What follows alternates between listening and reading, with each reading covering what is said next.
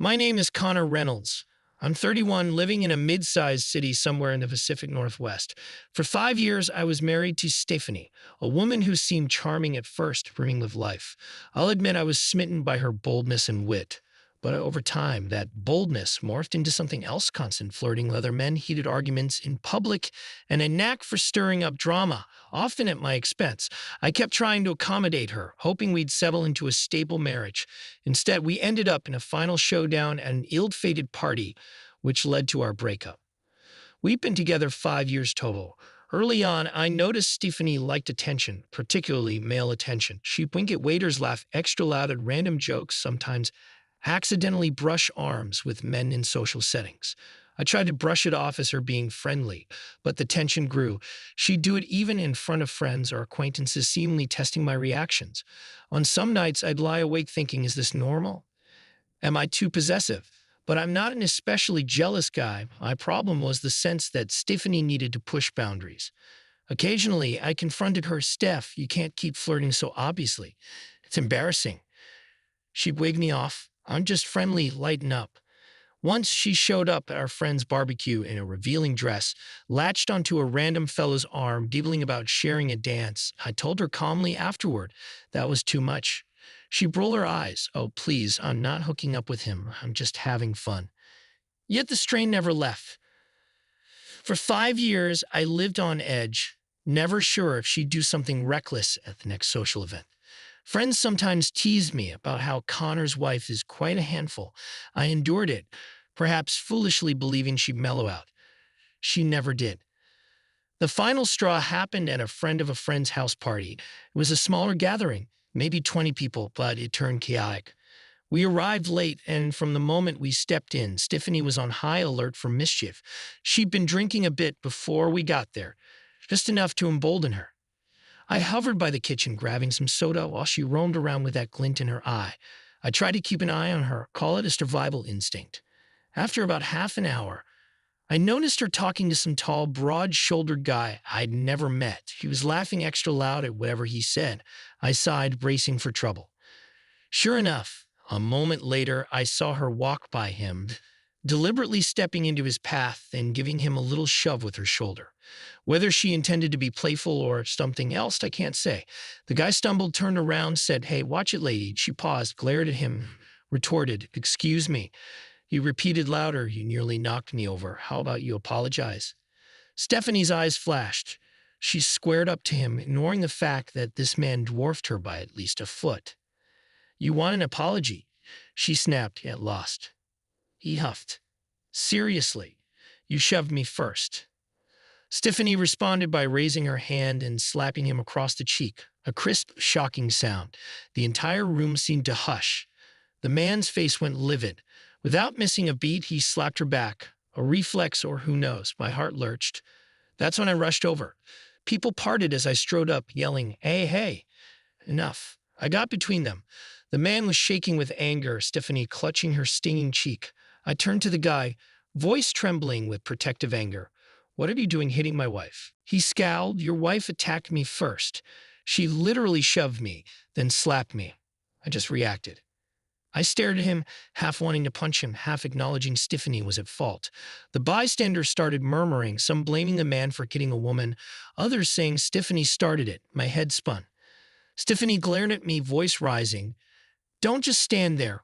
Be a man. You saw it, he slapped me." I whirled on her, rage building. "Steph, you slapped him first. I saw you push him. You insulted him. You started everything." She looked outraged. "You're my husband. You should defend me, not blame me." "How am I supposed to defend you when you provoke him?" I retorted. "All these years you've been flirting and provoking men. I'm done being your scapegoat." She tried to hush me, noticing the onlookers. "Don't you dare talk to me like that in public." I cut her off. Voice low but furious. "No, Stephanie. I've kept quiet for 5 years, always making excuses. You've humiliated me countless times. Now you physically attacked some random guy for no reason. I saw it." She started to protest, but I held up my hand, continuing, "You always say I'm not man enough to handle your so-called personality. But guess what? I won't tolerate your drama anymore." Her cheeks flamed with anger or embarrassment. I can't believe you're taking a side. I shook my head. I'm taking no one's side. But if you want the truth, I gestured at her reddened cheek. You pretty much had that coming. A few onlookers gasped. The man near us, still upset, folded his arms, not apologizing either. Stephanie's eyes brimmed with tears. You're saying I deserve to be hit. I swallowed. I'm saying you deliberately pushed him, then slapped him. This is exactly the kind of reckless behavior you always do. It's humiliating. My voice shook with heartbreak. I'm trying to understand you. Put up with your flirting, your provocation. You're on your own now. She hissed at me. Fine, you're weak. You never stand up for me. I laughed bitterly. Stand up for what? You humiliating me in front of everyone. You starting fights for attention. I'm done, Stephanie. The crowd parted as I marched away, ignoring her yelling, Come back here. I told a friend near the door. I'm leaving. She can find her own way home. People stared. Some tried to calm me, but I shrugged them off. I hopped in my car, heart racing, half expecting her to jump in. But she didn't. She was still inside, presumably yelling at the unfortunate host or that man. I pulled away from the curb, tears of frustration in my eyes. Enough was enough. The entire ride home, I felt a swirl of relief, fury, and sorrow. 5 years of tension had climaxed in a messy confrontation that laid everything bare. Once home, I started pacing, envisioning what to do next. I'd never been an impulsive person, but a weight of finality overcame me. I realized I wanted out of this toxic dynamic. My phone buzzed with messages from acquaintances at the party, some saying, Are you okay? Or, What just happened? I ignored them. I was beyond caring about gossip. Eventually, late at night, Stephanie arrived by taxi.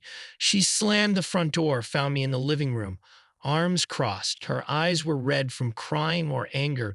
She demanded, Why did you abandon me there? I stared coolly, because I'm done.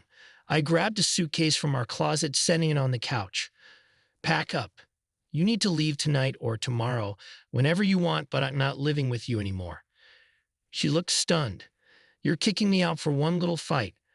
I gave a hollow laugh. One fight? This is the culmination of 5 years of you humiliating me, flirting with men, treating me like a doormat.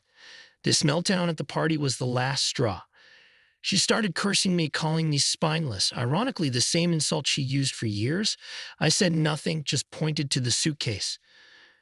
If you'd rather I leave, that's fine, but I'm not living in the same space. She realized I was dead serious. She tried tears, saying, I can change, please, but my mind was set.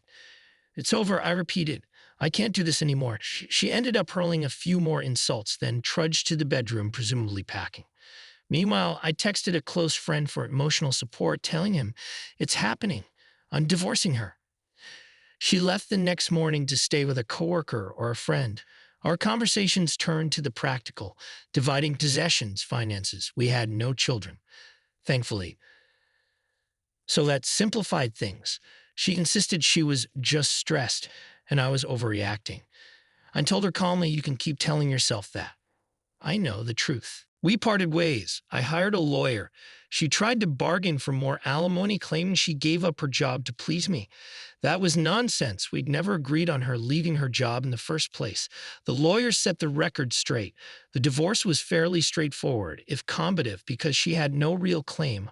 Our home was in my name before marriage. We had no significant shared assets, so she ended with a small sum. The day we signed the final paperwork, we didn't speak. She looked numb. I felt only a heavy relief plus a dash of sadness for what might have been if she'd ever respected me. Some of my friends said, You're better off without her. A few tried to remain neutral. My mother told me I always sensed she was trouble. I rolled my eyes, but maybe Mom was right. Now, a few months post-divorce, I'm living alone in my house, focusing on my job and my own well-being.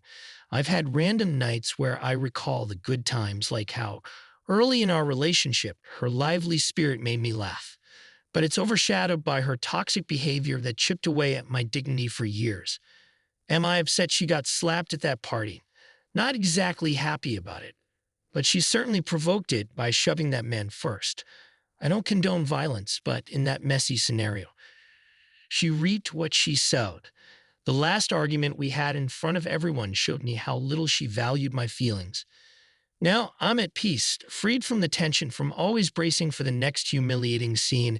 If there's any lesson here, it's that you can't save someone from their own craving for drama, and you shouldn't have to sacrifice your self respect along the way. Conclusion and new chapter. I sometimes imagine how different things would be if she reined in that impulse to provoke men or belittle me. Perhaps we'd have found a calmer, healthier marriage, but that's no longer relevant. I'm starting a new chapter single with a bit of cynicism, but also a sense of relief. The divorce came of heartbreak, but also with freedom from 5 years of tension. If I can find humor in any of this, it's in how ironically she demanded I be a man at the party, when in truth, being a man meant walking away from her toxicity for good. I guess I did exactly that. And no regrets, I'd rather be alone in peace than living in constant chaos, overshadowed by a spouse who thrived on flirting and public drama. That's the story from my side, all in all. Her final meltdown at a party ended any illusions I had left. We left the party separately. We parted ways for good. And here I am, forging ahead, grateful for the quiet in my life now that the storm is over.